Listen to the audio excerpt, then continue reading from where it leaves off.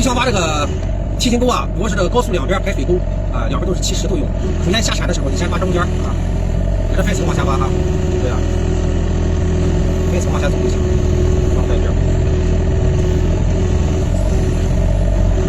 先把中间的钩这个深度先挖出来，你看中间有的需要多深，还有都是测量，有的需要80公分吧，或者有的需要1米吧，你先把中间这个深度先给它挖出来，然后挖两边。先挖这个右边你就是下铲的时候放在这个白线这里，手小臂、抬大臂，带着旋转，带旋转，保持一个直线。它不是有5个铲印吗？你依次闪一个铲印，一铲平一铲，哎，15公分，哎，就往下走就行，哎，这15公分，哎，带着旋转，保持一个直线。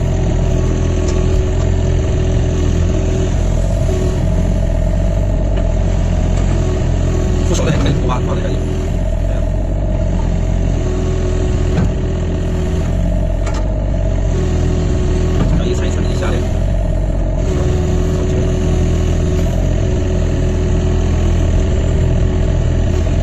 右边挖好了就挖左边，左边也是这样，往左带个旋转，保持一个直线。如果是带了一个旋转，你不带旋转越挖越窄，带旋转过来就行。5个铲印，依次闪一个铲印。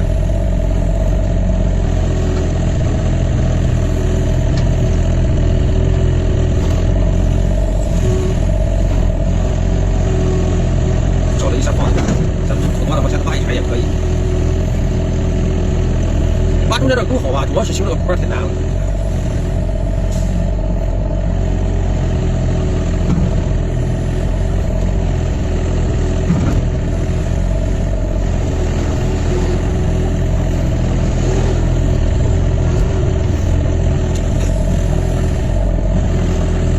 哎，最后一遍找了平坡的。